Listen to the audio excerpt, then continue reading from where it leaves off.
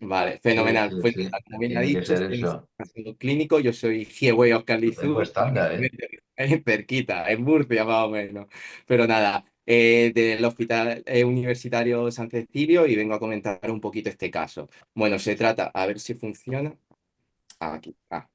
Se trata de un varón de 46 años, sin alergia a medicamentos conocida, fumador de 20 cigarrillos al día y que había presentado un episodio de pielonefritis aguda con múltiples focos de nefritis focal en el riñón derecho en el 2020, sin antecedentes quirúrgicos de interés ni familiares, así como, bueno, pues trabaja en un observatorio de Almería a 2.000 metros, no tenía exposiciones laborales de riesgo y el motivo de consulta inicia 48 horas antes de la visita en urgencias en otro centro por un dolor en fosa renal derecha y febrícula que asociaba una puño-percusión renal derecha positiva, con una creatinina de 1 y una PCR menor a 5, además de un sistemático de orina, es verdad que era anodino, pero en el informe de alta le tachan de una pielonefritis aguda y le manda por los antecedentes y le mandan a casa con cobertura antibiótica. Claro, el señor pues vuelve 48 horas más tarde porque presenta un dolor progresivo en esa misma región, ¿vale? Además, con una febrícula persistente y un mal control de síntomas. Analíticamente, pues mayor leucocitosis con neutrofilia, una LDH que ya estaba por 1100 y un deterioro de la función renal con una creatinina de 1,3, además de una PCR que ya iba en ascenso. Deciden los compañeros de la urgencia hacerle un TAC abdominal, donde identifican pues, un infarto renal derecho, ¿vale? Tanto en su tercio medio e inferior, y sin defectos, ¿no?, de replección ni en el sistema arterial ni venoso evidentes. Se inicia entonces la anticoagulación y lo ingresa en neurología. Hasta ahí todo bien. ¿Qué ocurre? Que durante el ingreso en neurología, pues inicia con un episodio brusco de desorientación, bradixiquia, además refería mareo con giro de objetos, inestabilidad, cierta diplopia y una disfagia referida. Pues avisan a interna y neurología para valoración y allá van los compañeros. Llama la atención inicialmente es pues, que el paciente estaba muy inquieto. Exploración neurológica es verdad que estaba muy inatento, presentaba una disartria leve. A nivel de la exploración neurológica, pues destaca una midriasis leve bilateral, pero que era reactiva al estímulo luminoso y con un reflejo consensuado. Y sí que la mirada horizontal presentaba una limitación para la abducción del ojo derecho y un nistagmus de abducción en el ojo izquierdo, preservando la convergencia ocular y que todo esto pues sugería una oftalmoplegia internuclear. El resto de exploración neurológica a nivel motor, sensitivo, incluso reflejos, todo fue normal. Sí que progresivamente, mientras estamos valorando al paciente, deteriora el nivel de conciencia con un curso muy fluctuante, alternando pues estupor con somnolencia, persistía esa disartria y en un momento empieza con una aparente paresia en el miembro superior derecho, ¿no? Todo esto pues nos hace activar un código ictus y se le lleva al paciente al TAC craneal para ver si había hecho algún infarto establecido, ¿no? Como presenta un deterioro de nivel de conciencia progresivo, ¿no? O sea, avisamos también a UCI porque al final lo acaban ingresando. Mientras tanto, los compañeros de rayos, analizando un poquito las imágenes, pues nos comentan telefónicamente que les parece que pudiese haber una estenosis oclusiva en el segmento P1 proximal. Pero claro, esto clínicamente pues no era congruente con la afectación que presentaba y junto con neuro pues también se consensuó al final, dado que el paciente pues tampoco iba a ser en ese momento candidato a fibrinolisis porque estaba con el IVO, pues determinar exactamente si había una oclusión de gran vaso o no que fuese, ¿no?, subsidiaria de reperfundir pues mediante trombectomía.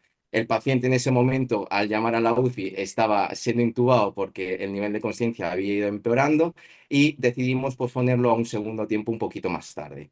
Más tarde, ¿no?, se repite ese TAC, donde ya es verdad que no observan el efecto visualizado previamente y tampoco ven lesiones, ¿no?, sugestivas de isquemia y en la perfusión tampoco les sugería que hubiese alteraciones.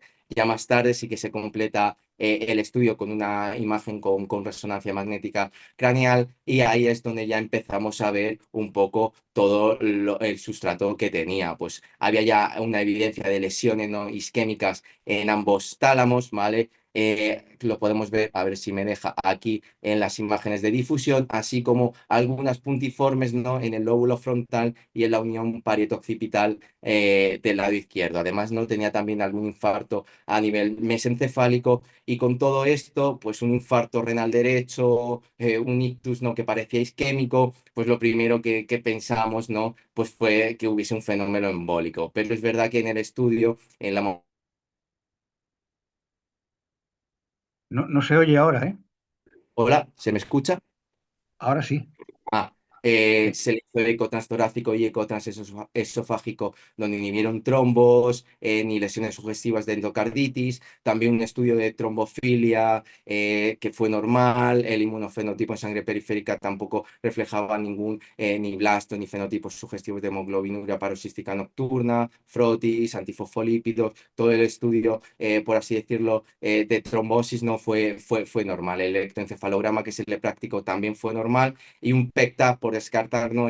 La posibilidad de que fuese una etiología paraneoplásica que tampoco ni evidenció lesiones captantes sugestivas de malignidad ni una captación, ¿no? A nivel de grandes vasos. Ya en este momento, pues el paciente clínicamente va peor, no consiguen despertarle, mucha dependencia pues, a drogas vasoactivas, bueno, a sedación, no consiguen despertarle y ahí es cuando pues avisan a sistémicas un poco para ayudar a ver si podemos asistir, echar una mano en el diagnóstico.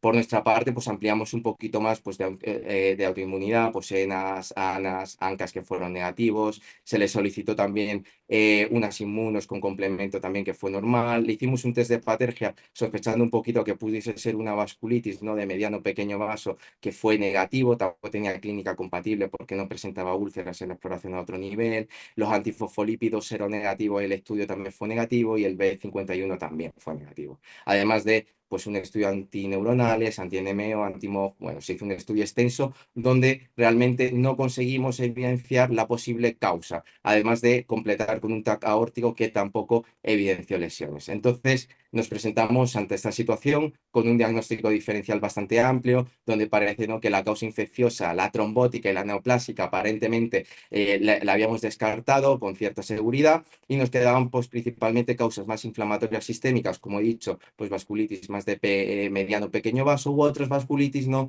con afectación más centrada en el sistema nervioso central, como podía ser pues un Cadacil, un MELAS, un SUSAC, ¿no? Entre otras entidades. Bueno, con todo esto, sospechando la vasculitis, el deterioro del paciente y que no remontaba, pues se decide tratarlo como tal y poner unos pulsos de metilprednisolona y ver la respuesta clínica, la cual fue buena, ¿no? Pues el paciente finalmente consigue mejorar progresivamente, se despierta, le quitan el tubo y como ante la mejoría de la situación general, se cursa el alta a la planta.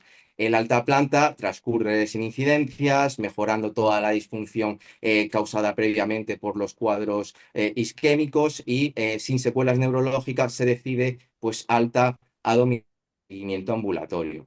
Y es en el seguimiento ambulatorio donde en una de las consultas pues nos comenta, doctor, he perdido mucha visión, ¿no? En ambos ojos. Hay que veo igual de mal con y sin lentillas y yo creo que en el derecho veo incluso un poquito peor. Además, ¿no? De que decía que escuchaba menos. Bueno, con todo esto decidimos consultar a los compañeros de oftalmología y a los compañeros de otorrino. Los compañeros de oftalmo, pues sí que una vez le valoran, evidencian una pérdida drástica de la agudeza visual, 0,25 en el ojo derecho, 0,4 en el izquierdo, y partiendo, ¿no? Desde que hace poquito el paciente se había renovado el carnet de conducir antes del ingreso y decía que en aquel momento pues veía completo. Y además en la retinografía los compañeros observan pues una arteritis ahí temporal inferior en el ojo derecho y también afectación vasculítica, ¿no? En el ojo izquierdo, conjunto con datos, ¿no? De atrofia óptica bilateral. Además, por parte de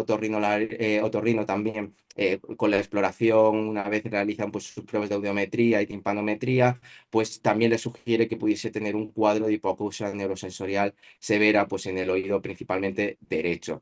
Con todo esto, pues partiendo de un ictus, de una encefalopatía por un ictus isquémico, vasculitis oftálmica bilateral y la hipoacusia neurosensorial, nos llevó a pensar, ¿no? Que fuese un síndrome de SUSAR. El paciente en este momento estaba en seguimiento ambulatorio, una vez vimos la afectación que tenía a nivel de oftálmica, pues decidimos ingresarle para ponerle pulsos de metilprednisolona, inmunoglobulinas y empezamos el micofenolato y tras el tratamiento, pues sí que es verdad que el paciente respondió parcialmente, mejorando parte de la agudeza visual que había perdido previamente. Todavía estaba pendiente, ¿no?, de que lo revaluasen otorrino, porque bueno, la cita se perdió por el camino y hubo que volver a pedirla. Y ahora no muchos estáis aquí planteando, ¿no?, la duda de ¿y el infarto renal? Has empezado hablando por el infarto renal y has acabado hablando, ¿no?, de un SUSAC. Bueno, el infarto renal lo atribuimos principalmente a otra etiología. Es verdad que durante el seguimiento el paciente empieza con una trombocitosis progresiva que no presentaba inicialmente cuando ingresa, pero sí que destaca que llega a hacer un pico de hasta 90.000. Lo comentamos con los compañeros de hematología y se decidió pedir una médula ósea, ¿no? En la médula ósea sí que ven un leve incremento de la serie megacariocítica, ¿vale? Que mostraba, ¿no?, rasgos morfológicos focales propios de neoplasia mieloproliferativa. Ellos amplían el estudio pues, con citogenética, a nivel también molecular para descartar pues, hay mutaciones, ¿no?, en el contexto de una trombocitemia esencial. Todo esto fue negativo y acabaron etiquetándolo en una trombocitemia esencial triple negativo. Cuando nos vamos a buscar pues, qué hay sobre el síndrome de Susak, en los últimos años pues, cada vez las publicaciones son un poco más frecuentes y se habla, ¿no?, un poco del infradiagnóstico que se hace de esta entidad. Pero sí que es verdad que si intentamos cruzar el infarto renal con el síndrome de Susak, no encontramos nada. Por el contrario, ¿no?, con la trombocitemia esencial sí que hay casos que se han atribuido como primera manifestación clínica de esta entidad. Entonces puede ser, ¿no?, que fuesen dos entidades que manifestasen más o menos a la vez, pero que no tuviesen nada que ver. Y eso fue nuestra principal sospecha, ¿no? Y hablando ya un poquito más en detenimiento del síndrome de Susak, he traído esta revisión un poco porque me pareció como la más simplificada y más visual, ¿no?, en la que hacen un reporte de unos casos que habían tenido en el centro, ¿no?, y hacen una revisión de la bibliografía que es relativamente reciente de este añito, ¿no? El sustrato fisiopatológico, bueno, pues está todavía un poco por investigar. Se cree que pues, hay una respuesta autoinmune, ¿no?, hacia las células endoteliales de pequeño vaso del sistema nervioso central, que todo esto va a producir una afectación a este nivel y usando pues focalidad neurológica como puede ser la ataxia, afasia, déficit motor o incluso más alteraciones en el sentido del comportamiento de la memoria en aquellos en que las afectaciones focales no dañan pues sistemas importantes a nivel del sistema nervioso central. Además, ¿no?, que se asocia afectación de la microvasculatura del sistema ocular, ¿no?, principalmente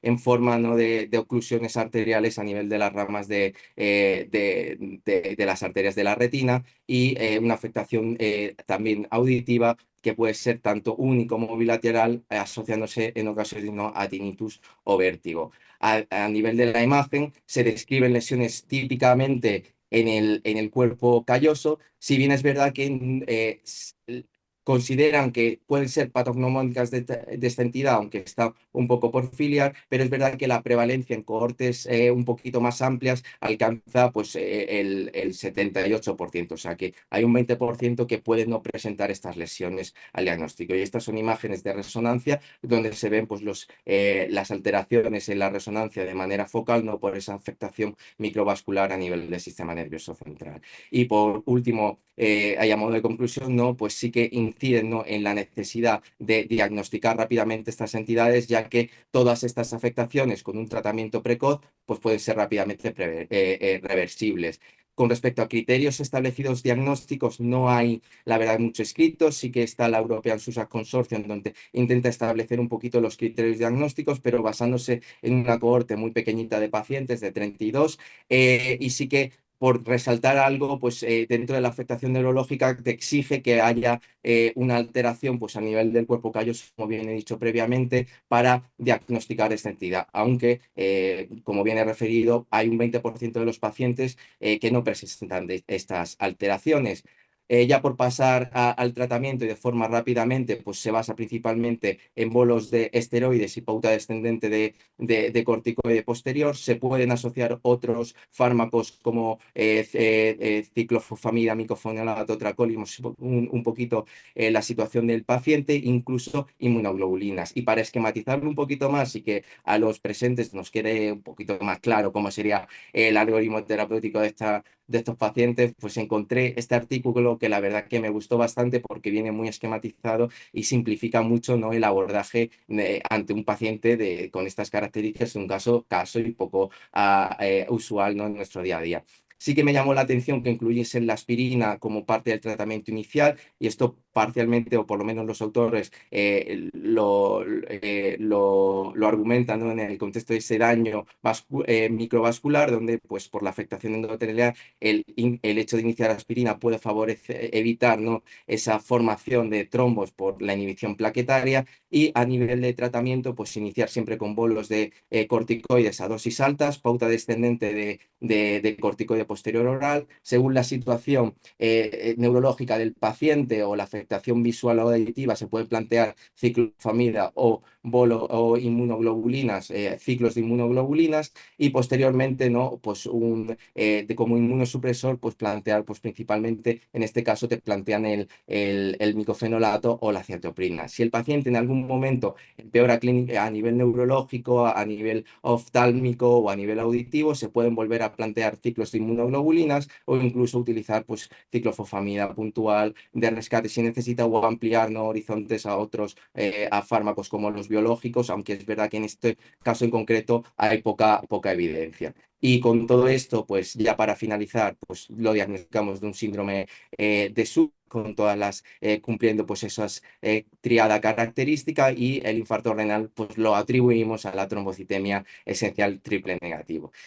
A modo de conclusión muy rápida, que es una enfermedad rara e infradiagnosticada debido a oclusiones de la microvasculatura, la triada clásica que ya le he dicho, que puede no estar presente de forma sincrónica y manifestarse en distintos tiempos, y esto nos lo va a decir el tiempo, no el seguimiento del paciente, siempre que se deben excluir otras causas de déficit neurológico.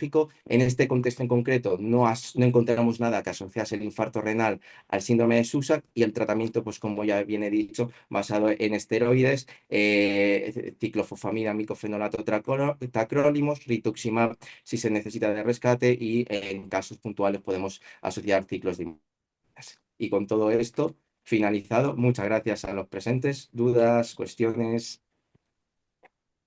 Muchas gracias, Jin Wei, ¿no? Jay Sí, Wei. perfecto. A ver, voy a ver si puedo Eh, eh, compartir aquí. Ya me veo la cara. vale. Te hacen aquí una pregunta, Sí, varias preguntas, pero quizás una importante podría ser, ¿cuántas plaquetas tenía en el momento del episodio agudo del infarto renal? del infarto estaba en rango normal. Tenía no me acuerdo, entre O sea que 150.000. no tenía las 900.000 No, no, no, no, que todo eso figuran fue luego por ahí, ¿no? en el seguimiento posterior, correcto, que fue ya cuando nos llamó la atención, si no nos hubiésemos fijado un poquito más al inicio del cuadro. ¿Le, le habéis anticoagulado de forma crónica unos meses, o algún Y tiempo, un esto periodo? se ¿Ha mantenido una consensuó, anticoagulación unos meses? sí, eso se consensuó con hepatología, porque por su parte, por la trombocitemia, sí que recomendaban, ¿no?, mantener la anticoagulación. De hecho, estaba con anticoagulantes de acción directa, con dabigatran, si no recuerdo mal, que fue lo que le pusieron los compañeros de hematología. Por nuestra parte, no había ninguna contraindicación para anticoagular, así que ellos decidieron un poquito la elección del anticoagulante, sí. Vale. Y ya mi pregunta perversa, ¿existe la vasculitis retiniana? ¿Esa entidad existe como tal? ¿Cómo? Que si existe la vasculitis retiniana Como tal. solamente aislada de todas las demás afectaciones de la uveitis en general o en el polo posterior. O sea, no sé si te refieres a que esté asociada a otras entidades o no. No, como entidad única aislada. Es que parece que es cuestionable que esa entidad, que es lo que parece que se le diagnosticó en un determinado momento cuando tuvo las dificultades de visión, ¿no? Sí. Que Eh, como forma primaria de infectación.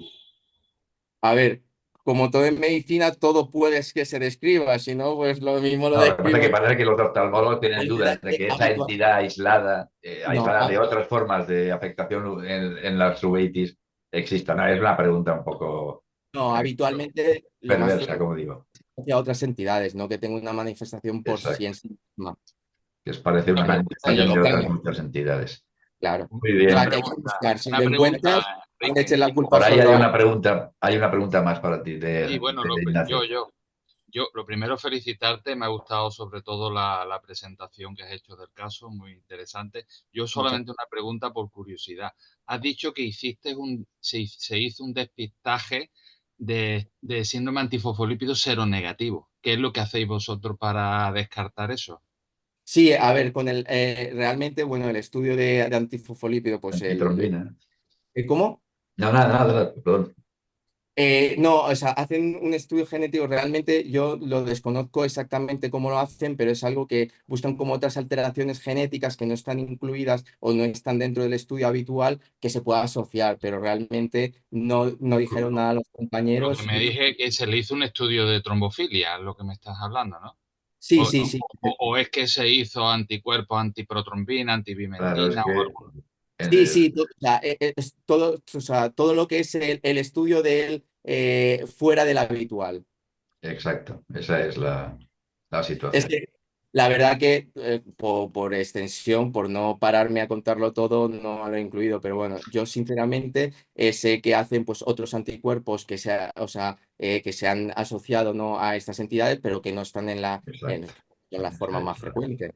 Sí, pero hay algunos que pueden estar, se pueden hacer en laboratorio y hay otros que son de investigación. Por eso te preguntaba si sabías cuál habíais hecho o si tendríais algunos estandarizados para que hacéis Ahí vosotros. pillas completamente porque no sé si el laboratorio fuera de lo que es ellos en sí mismos de investigación tienen algo más que puedan hacer. Es verdad que luego a nosotros nos reportan si encuentran algo, no nos dicen exactamente si fuera de lo habitual, pues algún dentro de sus estudios de investigación que entiendo que tendrán, han encontrado algo más. Si fuese positivo, entiendo que nos lo dirían. Al no haber encontrado nada, pues directamente lo dieron de negativo.